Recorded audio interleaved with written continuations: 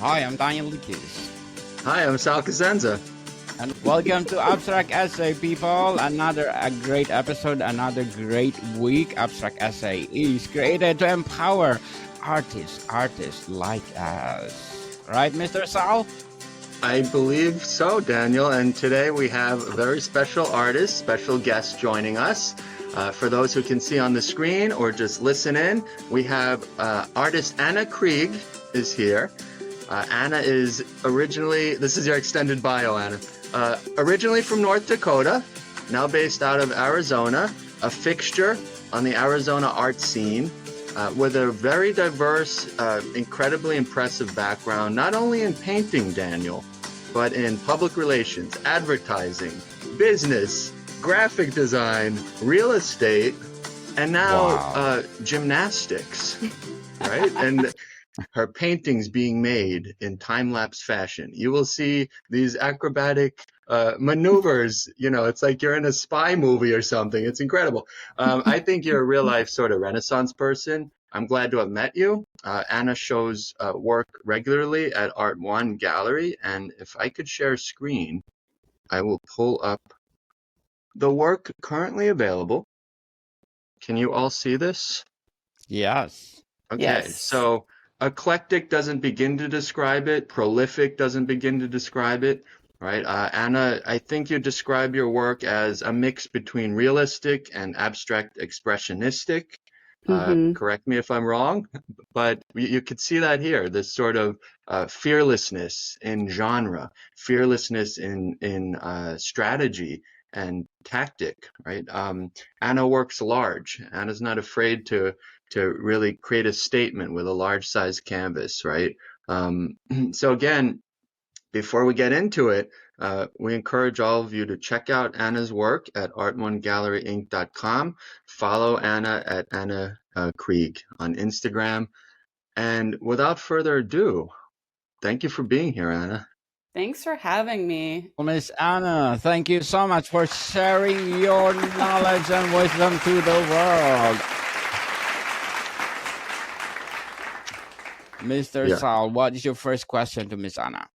I want to get into the method of your madness. And so when you're about to start a new painting, whether it's abstract expressionist, whether it's more realistic, what has to happen in your mind? What boxes in your mind have to be checked off for you to say, I'm going to now invest my time, energy, concept, heart into this canvas? Like, are there a certain amount of criteria, or do you just sort of like dive right in?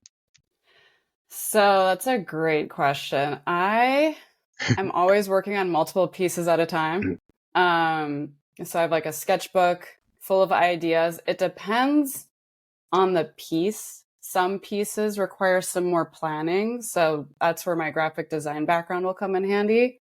So sometimes I spend time in Illustrator, Photoshop, planning out pieces and then drawing them out. So I'll typically have several pieces that are already started in the drawing process. And it kind of just depends on what supplies I already have. If I've gotten, like, once the drawing process is there, I'm like, okay, what kind of paints am I using? Am I using oils or acrylics? And then from there, I kind of need to get that supply list. I'm like, oh, I'm gonna need a lot of blue, or I want this certain base color. So let me just get house paint for the base. So it depends on my supplies. And then sometimes I'm in the mood. It just depends on my mood. Sometimes I want to do something expressive, or sometimes I want to do something detail oriented, where it's more just like sitting down and just doing fine tuning details. So I have a variety that fits my mood and whatever my heart desires to work on that day. Nice. And so when you're working on multiple pieces at once, we could see potentially a mix of different genres, different strategies, right? Different applications, but then you're saying that, you know, each one requires its own set of colors, obviously, but its own sort of approach. Yes. So you're working on multiple approaches at once. Yes. Jeez, that's all. Yeah. I can never do that. Yeah, right now I have a very 2D geometric painting I'm working on, and I'm struggling to get. I'm trying to do this like kind of blurred crescent moon effect. So I'm struggling to like draw that out.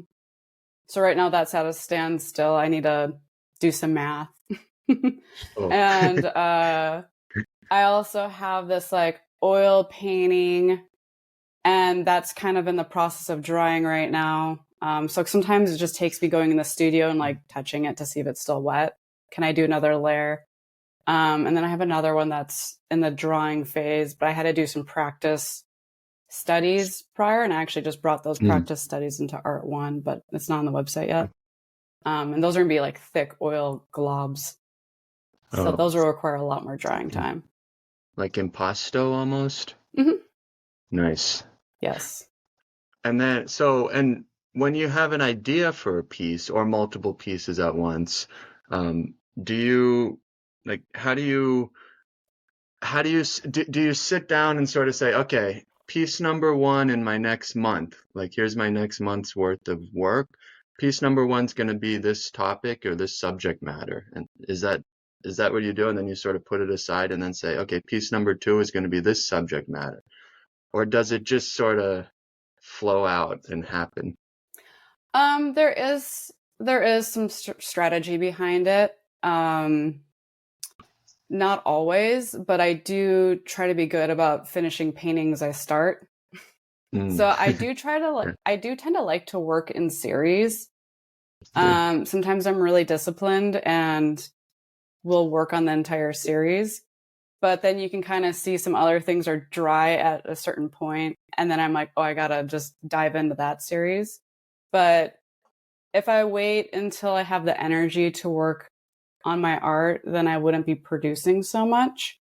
So even days that I am not feeling inspired, I'm still working through whether it's more admin kind of work or just prepping canvases. But I do try to be strategic about my pieces that I'm putting out. That's awesome. How often do you draw into your other wells of experience? You mentioned graphic design. Does, the real estate market or the world of real estate or clients in real estate, does that influence your work, your paintings at all? Or I any mean, other of even gymnastics, does that influence? yes. The real estate world, I mean, I used to work for a real estate company / home builder for like 2 years before I moved to Phoenix. I think I've always enjoyed like interior design. So I do keep an eye on the interior design world and those trends. So I will get some inspiration that way. But when it comes to gymnastics, like I've done some really recent pieces that I've decided to incorporate crushed velvet. And that is inspired. They're not going to be on the website, but they're on my Instagram. Okay. If you And it's want... Anna R. Krieg. I'm sorry, everyone. Anna R. Krieg. And it was right in front of my face, too, the R. It's sneaky. It's so sneaky. But yeah, I did sneaky some... R. Yep, I've taken the influence from my competitive gymnastics days. Crushed velvet Leos aren't trending right now, so I am in an adult gymnastics class at Sunrise Gym in North Phoenix. And the younger kids aren't wearing crushed velvet Leos. They're all these like graphic, I don't know what the material is, some sort of spandex. There we go, those first two.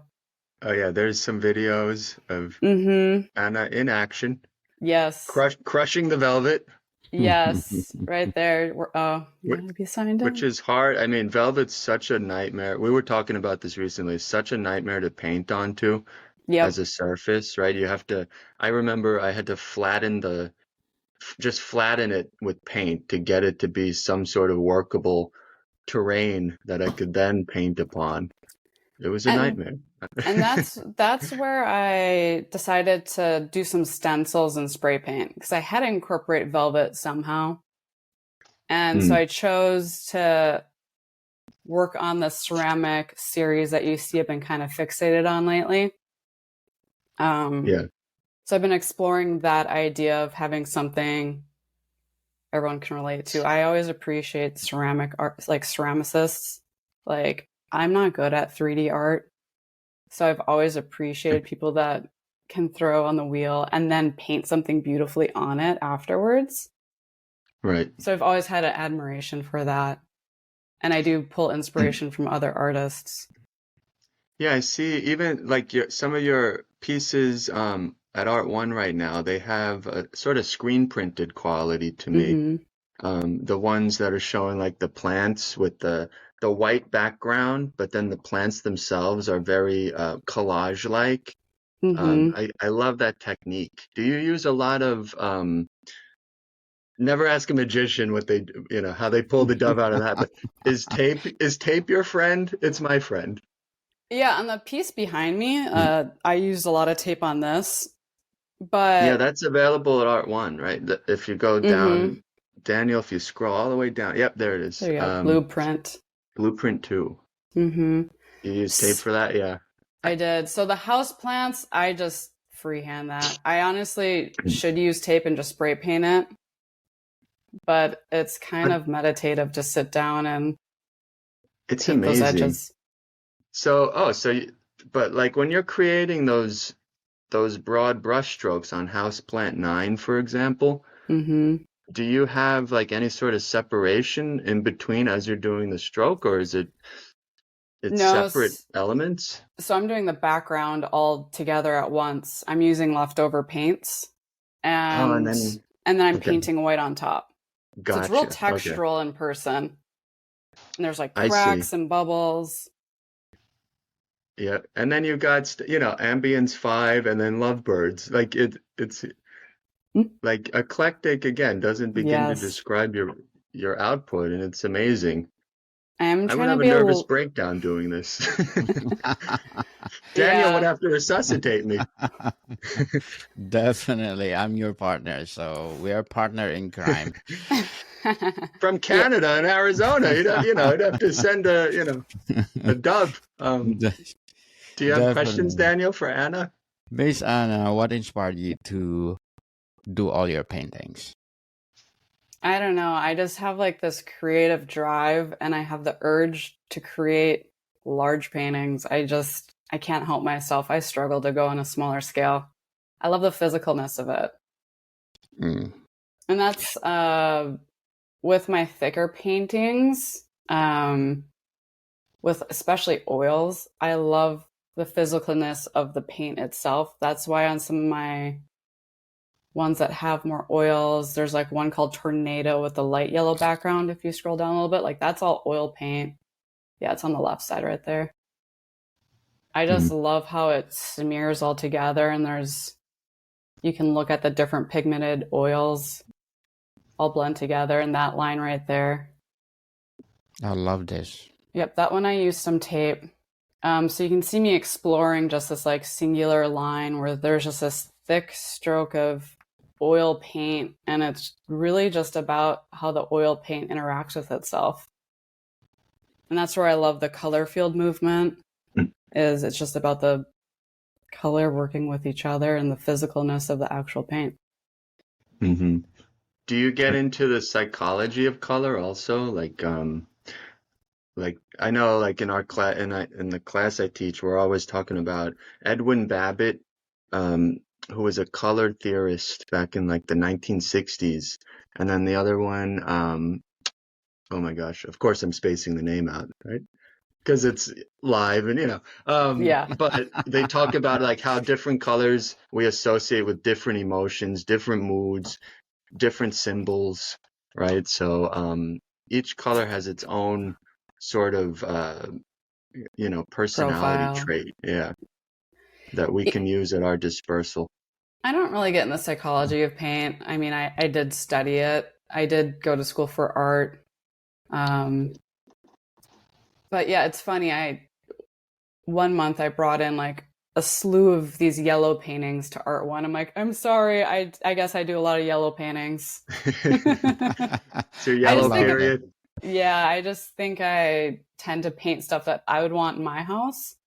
And then I'm like, yellow look great in here. And so I do yellow painting. it dominates a wall, right? It's like at a minimum, working large will dominate that wall and will command attention. Like this is the stuff that I think Anna and I are privy to now after having shown in a gallery. It's like we're balancing our artistic sort of creative pursuits with, okay, this is great for us, but what could also be great for others and sort of appeal to others? Like I'm always struggling with my work saying, is this something that could survive beyond just my wants and needs, right? And so tactics like that, like pops of color, working large, right? That helps, I think, sort of translate us into like the world of like marketing our wares, right? It's a weird like It's a weird dynamic, right? balance. Yeah. Yeah, because you want to stay true to yourself always, which you do, and I try to, right? And but at the same time, it's like, okay, is this aspect of my own truth going to translate into like a sale, basically? Because let's face it, this shit costs money, right? And it's only getting more expensive. Um, so I do have Daniel, give me the cane when it's time, but I have questions. Uh, Go ahead. Anna, what gives you hope, Anna, as an artist? And conversely, what frustrates you as an artist? What gives me hope as an Maybe artist? we'll maybe start with Whoa. what frustrates, and then we'll end on a nice happy note. Mm, what frustrates me as an artist? Oh my gosh. Or the art world at large, or even the world at large, and your role Yeah. as an artist in it. Like, is there anything right? I mean, there's innumerable things right now, right, biting Yeah. us, but It's anything in hard to get particular? into the art world. It's brutal. I mean, there's so many people that would love to be a full-time artist. And can you turn that passion into a full-time job? Like I don't know if I'll ever reach that point. It would be cool if I did. But it's just, I wish I had more time to just continuously practice art. Hmm. And then what gives you hope? I think the accessibility of finding artists now versus, say, 20 years ago, Hmm. you don't have to have gallery representation and you can build your own audience. Is it easier said than done? Yes. But I think it's pretty neat how the internet can connect us and we can create these amazing communities of artists that support each other. And you can sell your own work online if you really were driven to. That's true. Yeah, there's no longer like a set formula. The art And world has its own rules it plays by. yes. And as we know, coming from Art One, that has its own set of rules that differentiate it from another gallery down the road, or right, every gallery has their own sort of ecosystem. Like Art One was Yes. always, this is a hands-on gallery, so people were encouraged hmm to come in and sort of sift through these works. Whereas other galleries, you feel like I would walk in and feel like, oh, I already did something wrong. Yeah. Like I don't know what I did, but I feel like, um, so we need to find galleries like I think more like Art One, because I think it's just a better way It's such a great to model. it is, yep, to support artists and to like connect artists with clients. hmm Um, so Anna Krieg is with us. Just Yes. reminder, Anna R. Krieg is the Instagram handle, and you could check out Anna's work at art1galleryinc.com, available now. Um, is there anything you want to share with us that you're working on, something you're excited about, something that must be shared with the world? I'm really excited about my new ceramic pot paintings and the array of styles I'm playing with. That's one thing I appreciate about Art One is allowing me to explore so many diverse ideas. Uh, a lot of galleries don't like that. Galleries want you to have like a really set style, and that Hmm. definitely hurt me when I was trying to get gallery representation. But I think I've kind of found my niche of there's two different categories I'm going to explore within, and it's going to be like this One's going to be this like meditative series, like the office view painting you were just showing. Like that's a 2D geometric, very flat painting. And then that's going to be a variety of artwork within itself. And then these ceramic pot paintings I've been exploring with is going to be another avenue that I'm going to be exploring. I'm really excited about the potential of storytelling I can do within these ceramic pots, where there's some of my newer pieces at Art One, they have these like birds in them. And those are the like spray painted stencils on velvet. The houseplant series kind of started helping me get into that direction. But yeah, I'm really excited about my newer ceramic series. And it's a celebration of versatility. So it seems like even within this sort of endless plethora of different genres and strategies, you can still sort of contain them within a wheelhouse. It's like this represents this style, this one, and this one. It's like three at the most, but three different branches of Anna's approach, which I think is fine. Yeah, I'm like you. I talk about regrets. I hate the fact that we have to sort of be relegated to one style or it's preferred. It's like, no, why? Like, right? Like, I see it's almost like if you're an actor and you're doing a comedy, you're going to become a comic actor, but then your next script might be a drama piece. And then, so are you going to apply comedy to a drama? No, you're going to inhabit the drama and become that drama, right? And why can't we? Yeah. Yeah. Thank you for your wisdom, Mr. Sal. A lot of complaining going on today, Daniel. Miss Anna, what would be your advice for those people out there want to be a painter like you? Just keep working. Out of all the artist interviews and art books I've read, it's just continue practicing your art and make it like your part-time job. Make time for it. Don't put it on the wayside.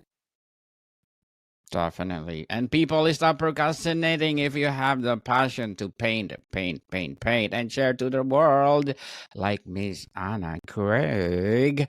And what are your short-term and long-term goals? Short-term goals? Well, I would like to get that next step in gallery representation. Sal and I could talk about that a little further. Yeah. Because I'm assuming big news on coming. Monday. Yeah, I haven't announced it yet, but I'm waiting on them to. I'm trying to be respectful, but I know it's killing me. I'm looking for that next step in gallery representation. I think I'm getting my portfolio to a place with my newer works that it's more gallery friendly with the other scheme of things. Long-term goals and related to art, I would love to be able to start taking Fridays off permanently from my job and work 32-hour work weeks, and then Fridays can be my dedicated art day.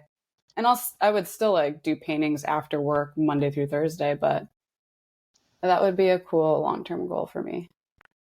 Awesome. We have the same goal, Miss Anna. Usually my Friday is my podcast day. So the whole day I'm starting 4 a.m. until 10 p.m. doing all this podcast that I'm creating.